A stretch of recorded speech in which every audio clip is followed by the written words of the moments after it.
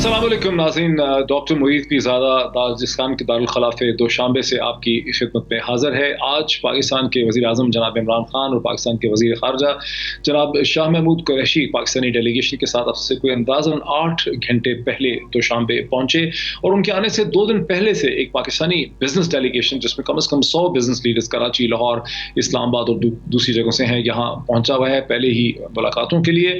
और वज़ीर आज़म पाकिस्तान ने बहुत ही मसरूफ़ दिन यहाँ पे गुजारा। वो आए तो यहाँ पे हैं शंघाई कोऑपरेशन ऑर्गेनाइजेशन के समिट में शिरकत के लिए जो कल होना है फॉर्मल तौर पर, लेकिन आज उन्होंने बहुत सी बायलैटरल मीटिंग्स की। ताजिकिस्तान के सदर से भी मुख्तसरन उनकी मुलाकात हुई, लेकिन उसके अलावा उन्होंने ईरान के सदर जनाब इब्राहिम रईसी जो हैं उनसे भी मुलाकात की, उज़्बेकिस्तान के सदर से मुलाकात की और बेलारूस के सदर से मुलाकात की। उसकी वजह यह है कि न सिर्फ यहाँ शंघाई कोऑपरेशन ऑर्गेनाइजेशन का समिट है कल फ्राइडे को 17 तारीख को, बल्कि इसके पैरेलल यहाँ सेस्टो जो कलेक्टिव सिक्योरिटी ट्रीटी ऑर्गेनाइजेशन है जिसे रशिया लीड करता है, उसके मेंबरान भी सेंट्रल एशियन है, उसमें बेलारूस भी मेंबर है, वो ममालिक भी मौजूद हैं।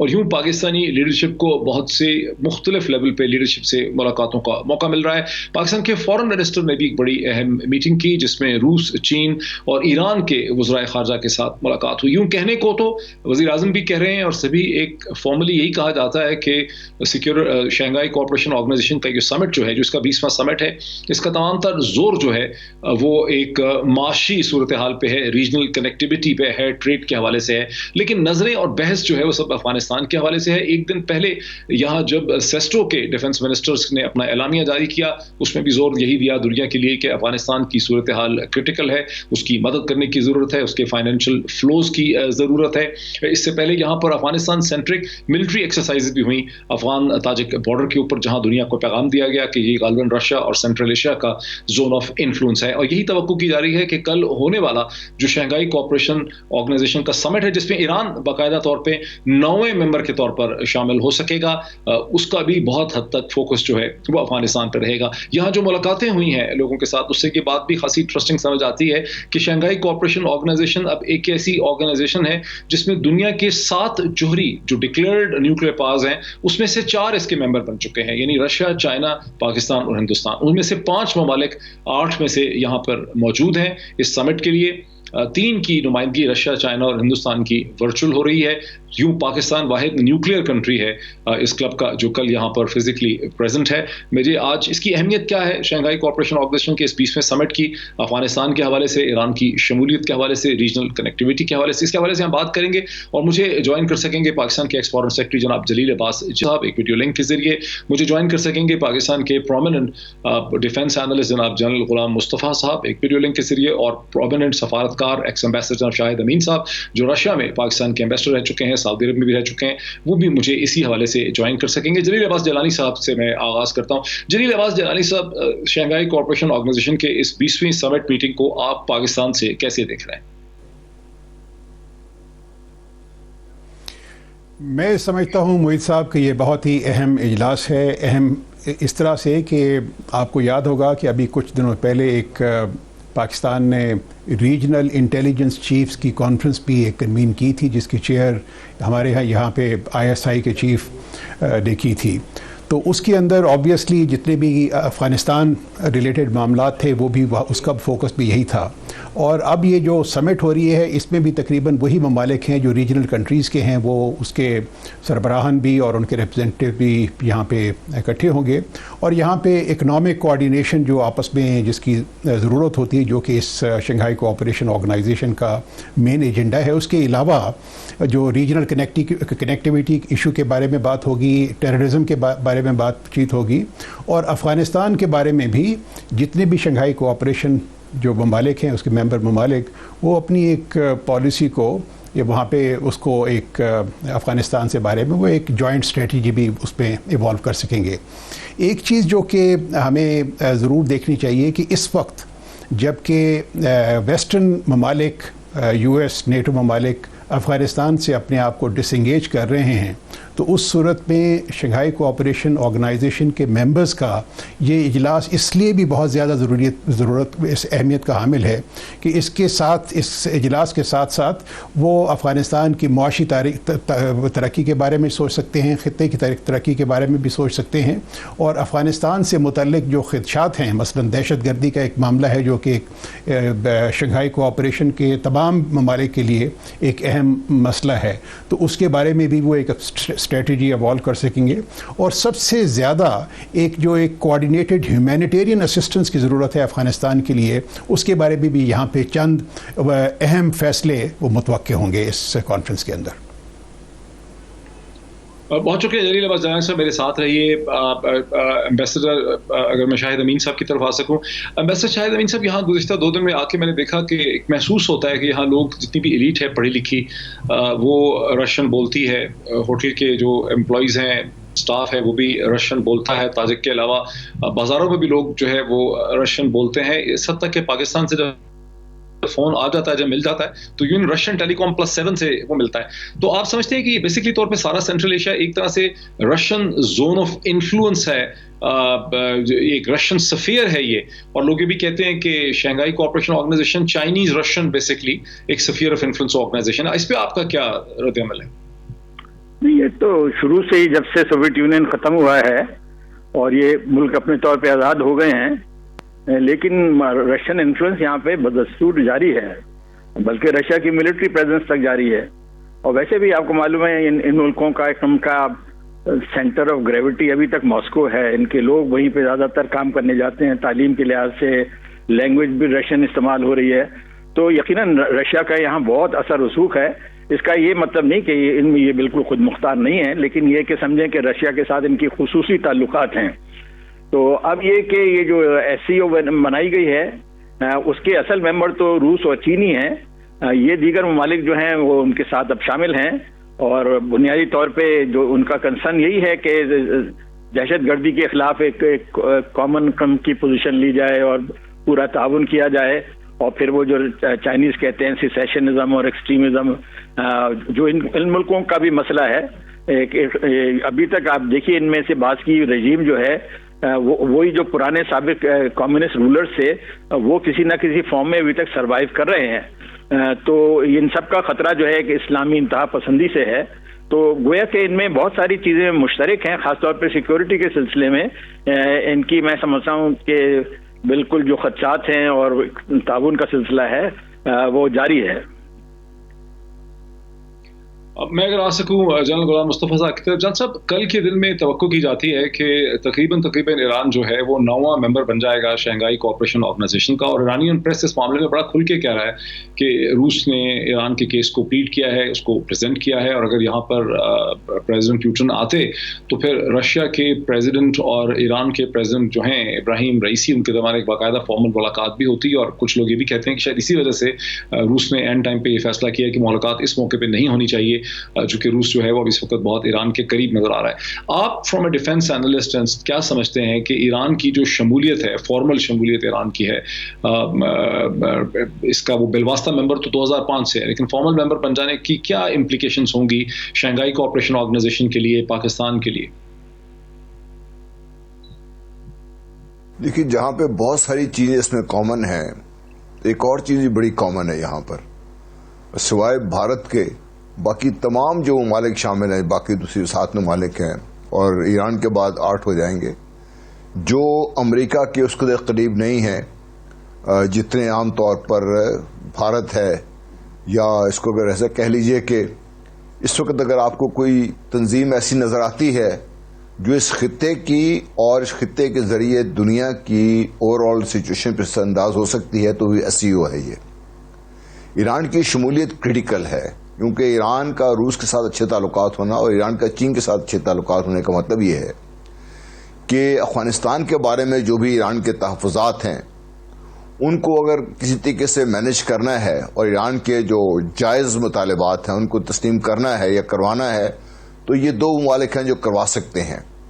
اور پاکستان کے پرائم منسٹر کا اس سٹیج پر ایران کے صدر سے ملاقات اس لیے بھی اہم ہے کہ گزشتہ دنوں آپ دیکھو کافی سارے بیانات ایسے آئے ہیں جس سے لگتا یوں تھا کہ ایران بہت ناخوش ہے اور ایک یہ بھی امپریشن تھا کہ شاید ایران بھارت کے ساتھ مل کر اسپوائلر کا رول ادا نہ کرنا شروع کر دے. اس قسم کی بحث بھی ہمارے سوشل میڈیا پہ شروع ہو گئی تھی.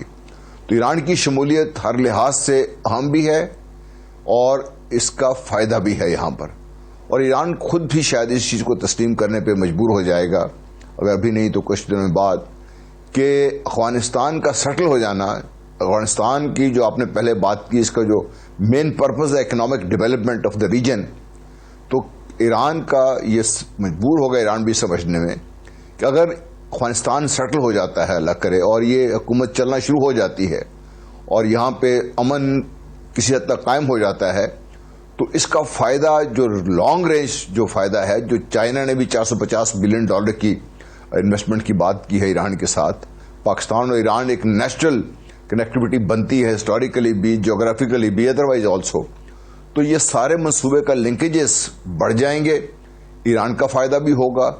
اور ایران کا اگر یہ خیال یہ ہے کہ کچھ پوسٹرنگ کر کے وہ امریکہ سے اپنے اوپر سے پابندیاں ہٹوا لے گا یا کسی حد تک امریکہ کو نرم کر لے گا, تو شاید وہ بھی ایک خام خیالی ہے, یہ بھی ایران کی دور ہو جائے گی.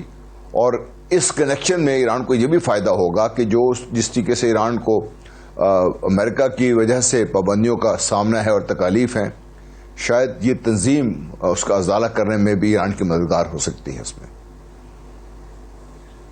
جلیل عباس جنانی صاحب, آپ پاکستان کے فارن سیکرٹری رہے, آپ پاکستان کے ایمبیسڈر رہے واشنگٹن میں. سینٹرل ایشیا کا یہ جو اوپننگ اپ ہے اور یہاں بڑی ایکسائٹمنٹ پائی جاتی ہے, جو پاکستانی بزنس مین یہاں پہ آئے ہیں, مختلف کمپنیز کے ہیڈز ہیں, ان میں بڑی ایکسائٹمنٹ پائی جاتی ہے کہ پشاور سے جو ٹرک سوپور کو نکل رہا ہے اس وقت, جب سے طالبان کی حکومت آ گئی افغانستان میں, وہ آدھی رات کے قریب دوشنبے پہنچ جاتا ہے. پہلے راستے میں وار سچویشن بھی تھی, ڈسٹربنس تھی, پھر کسٹم کی بڑی مار دھاڑ تھی, کرپشن تھی, وہ کہہ رہے ہیں, جس کی وجہ سے ٹریڈ کا سائیکل سلو تھا. لیکن حالات یہ ہیں کہ پاکستان اور تاجکستان کے درمیان جو ٹوٹل انڈکلیئر ٹریڈ ہے وہ کوئی $22 ملین کا ہے, اور اگر ڈکلیئر ٹریڈ کو دیکھیں تو $3 بلین کا ہے. اور ازبکستان واحد کنٹری ہے جس کے ساتھ پاکستان کا تھوڑا نسبتاً بہتر ٹریڈ ہے. آپ کو کیا لگتا ہے کہ جیسے اکنامک انٹیگریشن کی بات کی جا رہی ہے, کیا وقت اس کا آ گیا ہے, کیا یہ ہو پائے گی اکنامک انٹیگریشن, کیا کوئی اس کے پازیٹیوز بن پاتے ہیں؟ موئی صاحب, یہ میں سمجھتا ہوں کہ جو افغانستان میں جو ڈیولپمنٹ ہوئی ہے وہ ایک نہ صرف خطے کے لیے بلکہ ساری دنیا کے لیے ایک بڑی پازیٹیو ڈیولپمنٹ ہوئی ہے.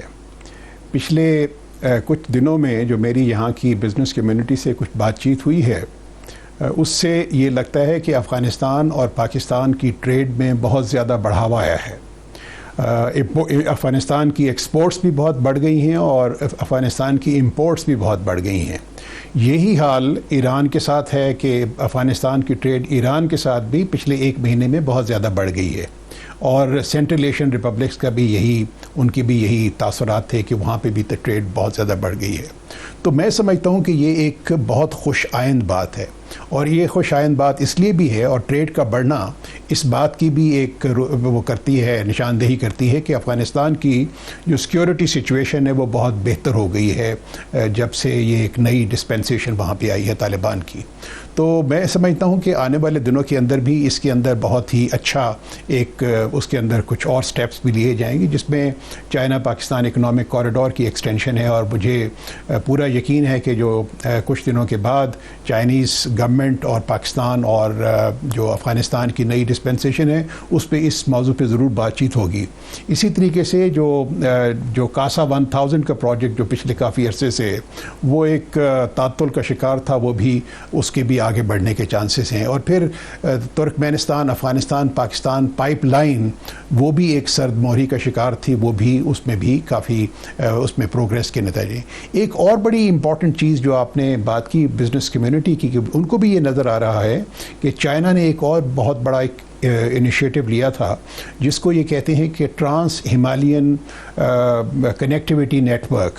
اب trans Himalayan connectivity network یہ اس وقت یہ خیال میں آیا تھا جب کہ افغانستان کی سچویشن اتنی اچھی نہیں تھی, کیونکہ وہ پچھلی حکومتوں نے اس کو سیکیورٹی سچویشن کو بہتر کرنے کے لیے کوئی قدم نہیں اٹھایا تھا. تو اب یہ تمام جتنے بھی ریجنل کنیکٹیوٹی کے جو پروجیکٹس ہیں وہ آہستہ آہستہ وہ آگے بڑھنے شروع ہو جائیں گے. تو اس سلسلے میں سمجھتا ہوں کہ ہمارے جو بزنس کمیونٹی کا وزٹ ہے وہاں پہ وہ بہت ہی اہمیت کا حامل ہے. وہاں کی بزنس کمیونٹی بھی بہت کین ہوگی کہ پاکستان کے ساتھ اپنے بزنس انٹرسٹ کو مزید بڑھائے, اپنی انویسٹمنٹس کو زیادہ بڑھائے. پاکستانی وہاں پہ انویسٹ کر سکتے ہیں. پاکستان سے یہاں پہ ان کے سینٹرل ایشین ریپبلک کے لیے ٹریڈ کے راستے کھل جائیں گے.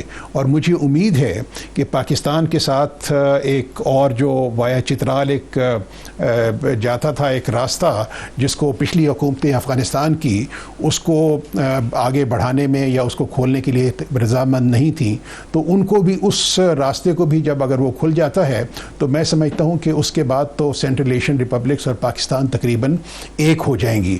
اور اس کے اندر ہمارے چونکہ نہ صرف ان کے ساتھ پولیٹیکل بڑے اچھے تعلقات ہیں, ہمارے جو کنورجنسز ہیں اور سارے ایشوز کے اوپر. اب آپ دیکھیں نا کہ یہ جس طریقے سے جین صاحب نے بھی فرمایا کہ شنگھائی کوآپریشن آرگنائزیشن کے جتنے بھی ممبرس ہیں, چاہے وہ ایران ہو, چاہے روس ہو, چاہے چین ہو یا سینٹرل ایشین ریپبلکس ہوں, ماں سوائے ہندوستان کے جس کی ایک پوزیشن وہ ایک وہ جس طرح نہیں ایک آؤٹ سائڈر ہے. افغانستان انڈیا کا کوئی انٹرسٹ بھی نہیں رہ گیا. آپ کو یاد ہوگا کہ انڈیا نے شنگھائی کوآپریشن کے تحت جو کچھ ایکسرسائزز ہونی تھی اس کے اندر بھی پارٹیسپیٹ نہیں کیا تھا.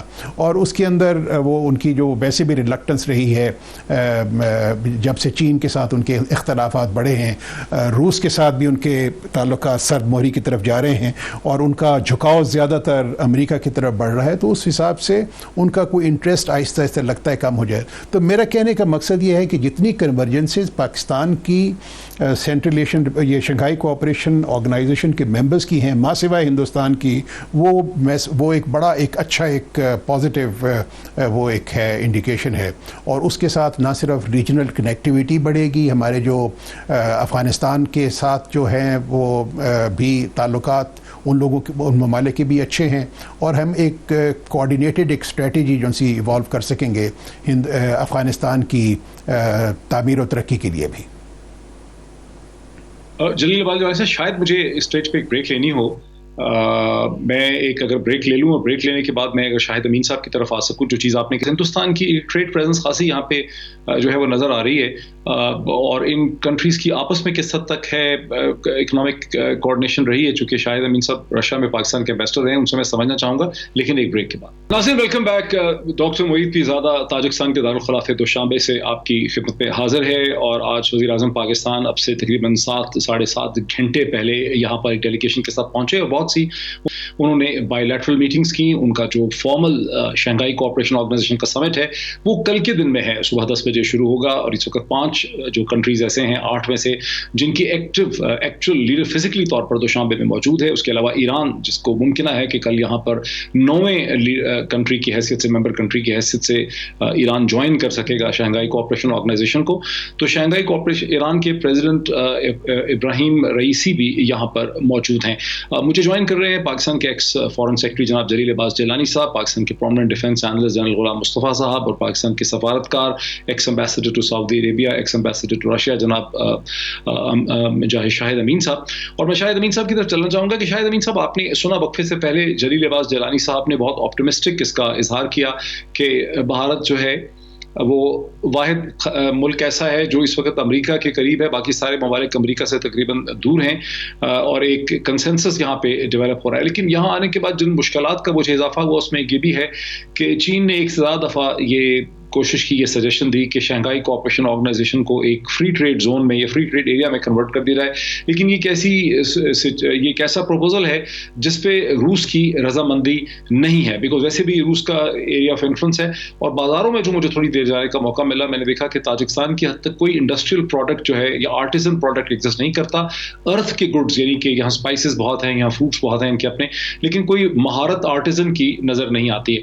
یہ بھی ایک بہت بڑا سوال ہے, چونکہ آپ پاکستان کے ایمبیسڈر رہے ہیں رشیا میں, کہ ان علاقوں کی جو سینٹرل ایشین اسٹیٹس ہیں کہ آپس میں کتنی ریجنل یا اکنامک انٹرڈیپینڈنس ہے. آپ اس کے بارے میں کچھ ہمیں تھوڑا سا کامنٹ کریں. یقیناً ان میں آپس میں کافی ٹریڈ بھی ہے, تعاون بھی ہے, اور قدرتی بات ہے پڑوسی ہیں, ان کے اتنے سارے لسانی اور ایتھنک کے روابط ہیں. میں 2 باتیں عرض کرنا چاہتا ہوں کہ یقیناً یہ ہمارے لیے ہماری پوری کوشش ہونی چاہیے کہ اس موقع سے فائدہ اٹھا کے वहाँ पे जितना भी हमारा तजारती ताल्लुकात हैं उनमें इजाफा किया जाए, इन्वेस्टमेंट अगर किया जा सकता है तो वो किया जाए।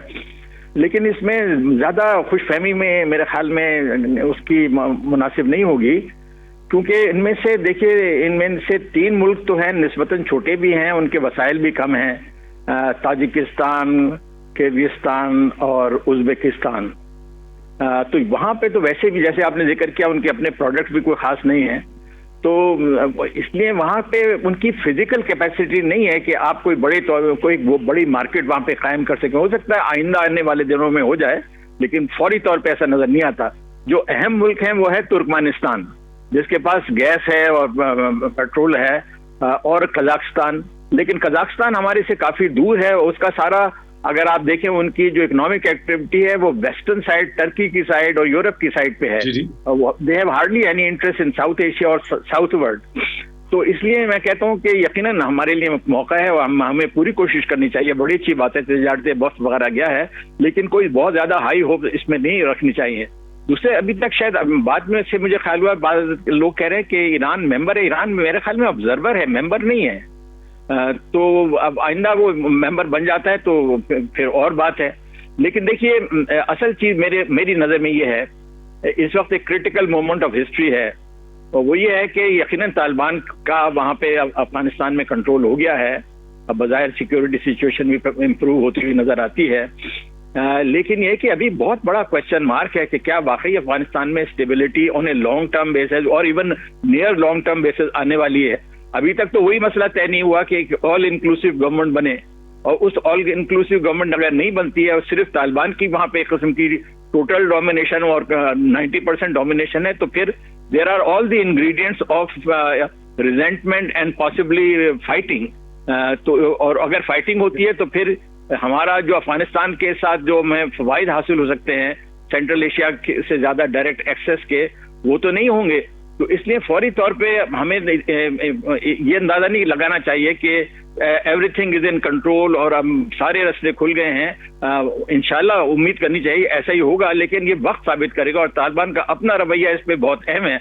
अगर बिलफर्ज वहाँ पे उनका सही मानों में इक़्तिदार लॉन्ग टर्म बेसिस का होता है, सिक्योरिटी बनती है, मुल्क के अंदर कोई किसी किस्म की एंटी तालिबान कोई बगावत नहीं होती है, तो उन हालात में पाकिस्तान को बड़े फवायद मिल सकते हैं। मिसाल के तौर पे ये जो टापी का जो मंसूबा है वो जो है इम्प्लीमेंट हो सकता है। हमारा एक उज़्बेकिस्तान पाकिस्तान रेलवे मंसूबा है वो इम्प्लीमेंट हो सकता है। सीपेक की सही मानों में एक लिहाज से सीपेक विल फ्लरिश। तो ये सारी चीजें बड़ी अच्छी हो सकती हैं, लेकिन हर चीज इस पर डिपेंड करती है कि क्या वाकई तालिबान के फौरी तौर पे ये इम्कान है कि वो अफगानिस्तान में कोई स्टेबिलिटी ले आएंगे और वहां पे किसी किस्म की एंटी तालिबान तहरीक डेवलप नहीं होने पाए। एम्बेसडर साहब बहुत शुक्रिया। मैं जलील अब्बास जलानी साहब की तरफ भी आता हूँ और जनरल साहब की तरफ भी आता हूँ। थोड़ा सा क्लैरिफाई कर दूँ नाज़रीन आपके लिए कि ईरान वाकई ऑब्जर्वर है 2005 से, लेकिन गुज़िश्ता चंद हफ्तों माह में ईरान ने अपनी मेंबरशिप पे बहुत ज़्यादा प्रोग्रेस की है। तवक्को की जाती है कि कल उसको फुल मेंबर स्टेटस मिल जाएगा। उसमें जो बहुत बड़ी रुकावट रही है वो है कि ईरान को सपोर्ट रही रशिया की बहुत रही है पिछले चंद महीनों में, चीन की भी तायद रही है, पाकिस्तान की भी सपोर्ट रही, हिंदुस्तान भी ईरान के कैंडिडेट को सपोर्ट कर रहा है 2017 के बाद। लेकिन खुद ताजिकिस्तान जो कि अच्छा खासा पर्शियन स्पीकिंग कंट्री है और जिसमें ईरान का एक कल्चरल इन्फ्लुएंस भी है, चूंकि पर्शियन यहाँ बोली जाती है, ताजिकिस्तान ने ईरान का रास्ता रोक कर रखा था।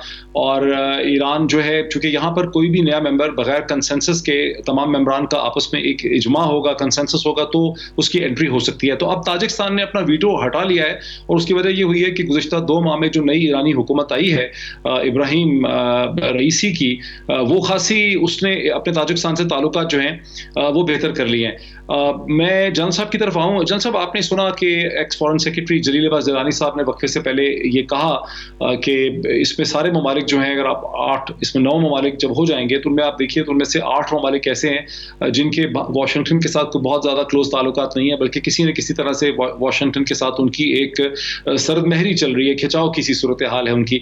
लेकिन हिंदुस्तान वाशिंगटन के कैंप में फॉल करता है। तो जलील अब्बास जलानी साहब ने ये समझा कि शायद हिंदुस्तान का इन्फ्लुएंस खत्म हो जाएगा, लेकिन मैं यहाँ या कम हो जाएगा।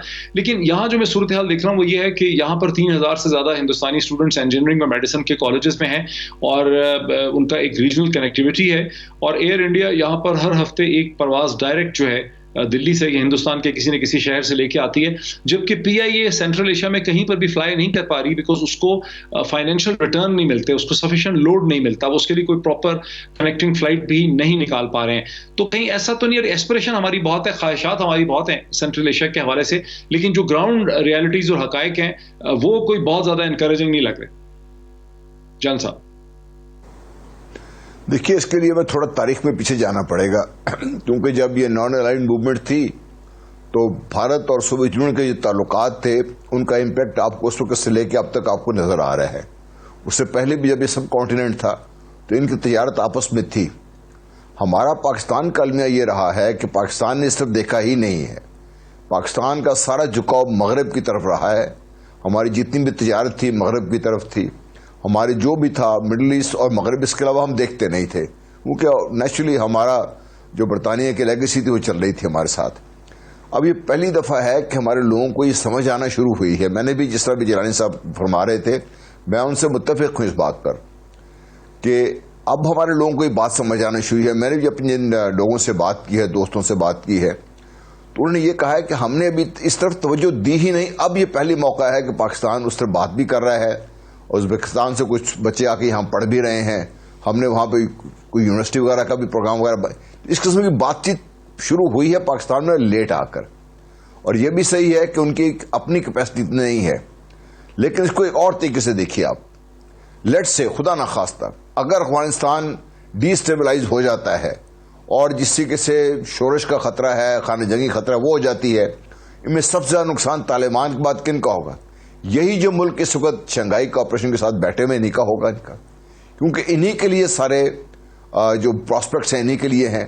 تو اب ان کی مجبوری ہے انہیں بھی, اگر آپ دیکھیے کہ افغانستان کی حکومت کو اسٹیبلائز کر کے آگے لے کے چلنا رہا کہ ان کے انکلوسیونیس کا, تو وہ ڈیفینیشن میں فرق رہے گا ان کا.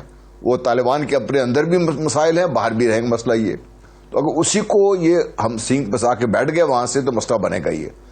ایک تو مجھے چانس یہ لگتا ہے کہ یہ جو بیٹھے ہیں سارے دوست مل کے شنگھائی کوآپریشن آرگنائزیشن میں, کوئی نہ کوئی ایک روڈ میپ وضع ہو جائے گا کہ طالبان کی حکومت کو, افغانستان کی حکومت کو تسلیم کر کے کیسے آگے چلنا ہے. دوسرا اس میں ایک اور بڑی چیز ہے جو ہم اس کو نگلیکٹ کر رہے ہیں. اس سارے خطے سے تھوڑا سا اوپر اور آپ لیفٹ کی طرف دیکھیں تو ایک آپ کو کیسپین سی نظر آتا ہے. وہاں پہ اس کی ریسورسز جو ہیں, ہائیڈرو کاربن ریسورسز, جو میں نے پڑھا ہے اور میں کئی بار اس کا ذکر بھی کر چکا ہوں کہ وہ سعودی عربیہ سے کہیں زیادہ ہیں رپورٹڈ. یہ ڈسپیوٹڈ تھا, اس کی لٹرل اسٹیٹس تھی آپس میں ڈسپیوٹس تھے. اس کے 3 سال یا 4 سال پہلے کی بات ہے کہ روس نے بیٹھ کے یہ سارے معاملات طے کرا دیے, کچھ گیو اینڈ ٹیک ہوئی ہے اس کے اوپر بھی. اس کے بعد اس کے کھلنے کے بھی چانسز ہیں. اگر وہ کھل کے اس علاقے میں وہ ریسورسز بھی نکلنا شروع ہو جاتی ہیں اور اس علاقے کا اپنا جو پوٹینشیل ہے وہ بھی سامنے کے آتا ہے, تو پھر جیلانی صاحب کی بات بڑی اس میں بہت زیادہ وزن ہے کہ یہ نہ صرف یہ کہ ہونا چاہیے بلکہ یہ اگر نہ ہوگا تو اس خطے کا نقصان ہوگا. اور میرا نہیں خیال کہ آج کی جو لیڈرشپ جو بیٹھی ہوئی ہے including Pakistan and including Iran, یہ اس بات سے انکار کریں گے کہ ان کے لوگوں کی ترقی, ان کے عوام کی ترقی, ان کے ملک کی ترقی اب اس خطے سے وابستہ ہے. اور یہ whether we like it we don't, یہ ایک حالات نے ہمارے اوپر ایک موقع بھی دیا ہے. اس کو آپ چیلنج بھی سمجھ لیں اور اس کو آپ اپرچونٹی بھی سمجھ لیں, لیکن خطرات جس کا بھی اظہار ہو رہا تھا وہ بھی ہیں واقع. اور یہی وہ کمپلشن ہے میرا خیال ہے جو مجبور کرے گی ان تمام ممالک کو کہ وہ طالبان کی حکومت بنوائیں, طالبان کو وہ تمام سپورٹ فراہم کریں جو ایک اسٹیٹ کے لیے چاہیے ٹو اسٹارٹ ود, اور اسٹیٹ کو موو کرتا ہوا دنیا کو نہ دکھائیں اس کو. باقی جو ان سے ڈیمانڈز ہیں ڈیفینیٹلی پاکستان کی بھی ہیں, باقی دنیا کی بھی ہیں, اور طالبان کو میرے خیال وقت دیں گے تو شاید ان ساری چیزوں پہ پورا بھی اتر آئیں گے آپس میں. جلیل عباس جیلانی صاحب, جو چیز آپ کے ویژن کو سپورٹ کرتی ہے, جو ایک بہت زبردست چیز ٹیبل پہ ہمیں نظر آ رہی ہے, وہ یہ ہے کہ یہ جو کی کنٹریز ہیں سینٹرل ایشیا کے، ان سب کو کراچی کی اور گوادر کی پورٹ جو ہے وہ ایکسٹرنل ورلڈ کی اوپننگ کے لیے، اوپن سیز کے لیے سب سے قریب پڑتی ہے. اور پاکستان میں نہ صرف پورٹ آفر کر سکتا ہے بلکہ پاکستان کے پاس اسٹرکچرل ہائی ویز اور موٹر ویز بھی ہیں. گزشتہ 30 برس میں پاکستان نے M1 M2 M3 M4 M5 اور پھر N5 کو بہت زیادہ ڈیولپ کر لیا ہے. TIR ایگریمنٹ کا نیشنل لاجسٹک سیل اور پاکستان کسٹم حصہ بن چکے ہیں. لیکن جو ابھی گراؤنڈ ریالٹی ہے وہ یہ ہے کہ پاکستانی بزنس مین کو، ٹورسٹ کو ان علاقوں میں آنے کے لیے وایا دبئی، ایمریٹس یا قطر سے آنا پڑتا ہے، اور 4 گھنٹے کی وہاں فلائٹ لینی پڑتی ہے، 4-6 گھنٹے وہاں ضائع ہوتے ہیں، پھر وہاں سے 4-6 گھنٹے کی فلائٹ اس طرف آتی ہے، اور یہ بڑا ڈسکریجنگ ہے. نہ لوگ لینڈ سے آ پائے ہیں اس طرف، نہ سڑکیں ایسی کنڈیشن میں ایگزسٹ کرتی ہیں، ان کو بہتر کرنے کی ضرورت ہے. ٹرین لنکس نہیں ہیں اور ایئر لنک بھی نہیں ہے. تو اگر تو PIA کوئی ایسی اٹریکٹیو فلائٹس آفر کر سکے جو دوشانبے لاہور دبئی کنیکٹ کرے، دوشانبے کراچی دبئی کنیکٹ کرے، دوشانبے اسلام آباد دبئی کنیکٹ کرے، تب یہاں پر ایک چیز بن سکتی ہے. دوسری طرف ظاہر ہے کہ سڑکوں پہ انویسٹ کرنے کی ضرورت ہے، موٹر ویز کو کنیکٹ کرنے کی ضرورت ہے. اس پہ آپ کیا کہیں گے؟ نہیں، آپ نے بالکل صحیح فرمایا. جاتی تھی ان کے کئی ممالک کے اندر، اور ایک پرائیویٹ ایئر لائن بھی جو پاکستانی جس کو آپریٹ کرتے تھے، جن کے business interest central Asian republics میں بھی تھے، وہ اس کو رن کیا کرتے تھے. بٹ دین آپ کی بات بالکل درست ہے کہ اس کے بعد ایک تو افغانستان کی سچویشن کی وجہ سے، اور دوسرا ٹریڈ کے زیادہ نہ ہونے کی وجہ سے، وہ نہ صرف ہماری جو فلائٹ PIA کی ختم ہوگی. PIA نے تو ویسے بھی جو سی ہے نا کافی نہ صرف اس سیکٹر پہ اپنی فلائٹس بند کر دیں، بلکہ بے شمار اور بھی جو انٹرنیشنل سیکٹرز تھے اس کے اوپر فلائٹس بند گئیں. ایک PIA کے اوپر ایک بہت جس طرح کہتے ہیں کہ ایک انہوں نے بیکورڈ اپروچ کی تھی. بٹ میرا اپنا یہ خیال یہ ہے کہ PIA اب کی جو نئی مینجمنٹ آئی ہے، مجھے اس سے کافی امیدیں وابستہ ہیں. وہ ایئر فورس کے ایک بڑے منجھے ہوئے وہ ایک افسر ہیں، اور انہوں نے ایک بہت ایک اچھی روایت ڈالی ہے. PIA نے کچھ نئے جہاز بھی خریدے ہیں. ہو سکتا ہے کہ کل کو یہ جو بزنس انٹرسٹ ہمارے زیادہ بڑھیں، ان کے اسٹوڈنٹس بھی آنے شروع ہو جائیں، آمد و رفت بھی زیادہ ہو جائے، تو وہ PIA بھی آپریٹ کرے گی. لیکن سب سے زیادہ جو ضرورت ہے یہ ہے کہ جوائنٹ وینچرز، ابھی بزنس ڈیلیگیشن جو گیا ہوا ہے، ان کو بھی چاہیے کہ وہ وہاں کے بزنس مینوں سے مل کر ایک ایئر لائن کا وہاں پہ شروع کریں ایک جوائنٹ وینچر کے طور پہ، اور وہ ایئر لائن تمام جتنے بھی سینٹرل ایشین ریپبلکس ہیں ان کو کنیکٹ کریں. اب دیکھیں، جہاں تک میں نے بات کی افغانستان کی، تو افغانستان کے جو حالات ہیں، مجھے تو لگتا ہے کہ اس وقت وہاں پہ جو حکومت بنی ہے افغانستان کے اندر، طالبان کا جب سے کنٹرول آیا ہے، جس طرح میں نے پہلے کہا کہ افغانستان کی جو ٹریڈ ہے وہ تمام سینٹرل ایشین ریپبلک سے بڑھ گئی ہے، پاکستان کے ساتھ بڑھ گئی ہے، ایران کے ساتھ بڑھ گئی ہے. اور آنے والے دنوں کے اندر اگر وہ کسی طریقے سے وہ گورنمنٹ کو سٹیبل کرنے کے لیے تمام یہ شنگھائی کوآپریشن آرگنائزیشنز کی حکومتیں ایک جوائنٹ اسٹریٹجی مرتب کرتی ہیں، تو کوئی ایسی وجہ نہیں ہے کہ یہ زمینی راستے بھی کھل جائیں وایا افغانستان. اور دوسرا میں نے کہا کہ ایک پاکستان اور سینٹرل ایشین کے درمیان وایا چترال ایک 80 کلومیٹرز کا ایک راستہ ہے. اگر وہ کسی طریقے سے ڈیولپ ہو جاتا ہے، افغانستان کی حکومت اس کی اجازت دے دیتی ہے، تو چین بھی اور پاکستان مل کے اس کو ڈیولپ کر سکتے ہیں بڑے آسانی طریقے سے. پھر یہ ہو جائے گا کہ سینٹرل ایشین ریپبلکس کے ساتھ نہ صرف پاکستان کا زمینی رابطہ ہو جائے گا بلکہ افغانستان کا بھی ہو جائے گا. اب آپ محیط صاحب یہ دیکھیے کہ جو دہشت گردی ہے، دہشت گردی ان تمام جو شنگھائی کوآپریشن آرگنائزیشنز ہیں ان کا ایک کامن ایک ایشو ہے. ان سب کی خواہش ہوگی کہ وہ ایک ایسی اسٹریٹجی مرتب کریں جس سے کہ افغانستان کی جو موجودہ ڈسپنسیشن ہے اس کو کسی نہ کسی طریقے سے ان کی کیپیسٹی بلڈ کی جائے، کہ تاکہ وہ ان تمام دہشت گرد تنظیمیں، چاہے وہ القاعدہ ہے، چاہے ISIK ہے، یا ETIM ہے، یا IMU ہے، ان تمام کو وہ مل کے ان کو ختم کر سکیں. لیکن وہ اکیلے نہیں کر سکیں گے، اس کے لیے ان کو ان کی کیپیسٹی بلڈنگ کی ضرورت ہوگی. اسی طریقے سے میں سمجھتا ہوں کہ ان تمام ممالک کی یہ بھی خواہش ہے کہ افغانستان اکنامکلی بھی جو ہے وہ ڈیولپ ہو. وہاں کے منرل ریسورسز ہیں اور وہ اس کے اوپر بھی ضرور، کیونکہ یہ اکنامک فورم ہے تو وہاں پہ بھی اس پہ بھی بات چیت شروع ہو جائے گی کہ کس طریقے سے جوائنٹ وینچر شروع کیے جائیں، کس طریقے سے اس کے افغانستان کی مدد ہو جائے. اگر یہ چیزیں چل پڑتی ہیں تو وہ چیزیں ضرور بڑھیں گی. ایک چیز جو آخری میں بات ضرور کروں گا کہ نہ صرف شنگھائی کوآپریشن آرگنائزیشن یا خطے کے باقی ممالک چاہتے ہیں کہ افغانستان میں امن ہو اور ان کی جو موجودہ حکومت ہے اس کی کچھ کسی نہ کسی طریقے سے مدد کی جائے. جو یورپین کنٹریز ہیں یا یونائٹڈ اسٹیٹس آف امریکہ ہے, جس طرح میں نے پہلے بھی ایک دفعہ عرض کی تھی کہ ان کا وہ بھی شاید یہی چاہیں گے کہ ایک ایسی اینٹی جو کہ طالبان کی صورت میں وہاں پہ ایمرج کی ہے وہاں کی حکومت میں, وہی ایک ایسی ایک اینٹی ہے جو کہ افغانستان کو نہ صرف متحد رکھ سکتی ہے بلکہ پیسفل بھی رہ سکتی ہے. اور ایک متحد پیسفل افغانستان, اس کے پھر جو معاشی جو وہاں کے ہے جو ریسورسز ہیں اس کو بھی بڑے اچھے طریقے سے ایکسپلائٹ کیا جا سکتا ہے. ڈائلما ان ممالک کا یہ ہے کہ ایک تو نمبر 1 کنفیوژن ہے, ان کو شرمندگی بھی ہے, اور ان کو یہ بھی نہیں پتہ چلتا کہ کس طریقے سے وہ ایک نیگیٹو نیریٹو جو انہوں نے پچھلے 20 سال سے بلڈ اپ کیا طالبان کے خلاف, اس کو وہ ایک پازیٹیو نیریٹو میں اس کو تبدیل کر سکے. مجھے بریک لینے دیجیے ناظرین, ایک بریک لیتے ہیں. دوشنبے سے دوبارہ کنیکٹ کرتے ہیں, امبیسڈر شاہد امین صاحب کی طرف بھی آتے ہیں اور ڈسکشن میں کچھ امپورٹنٹ پوائنٹس مزید اٹھانے ہیں وائنڈ اپ کرنے کے لیے آفٹر دا بریک.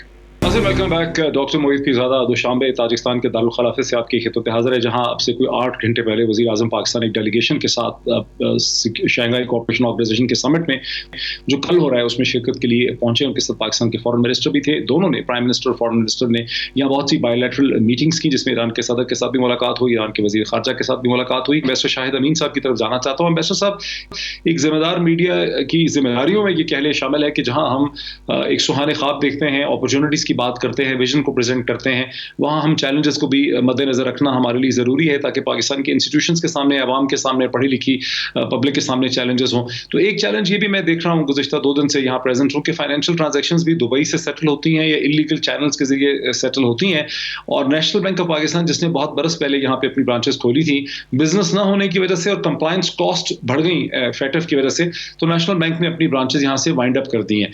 تو وہ بھی ایک اس طرح یہ بھی ایک رکاوٹ ہے.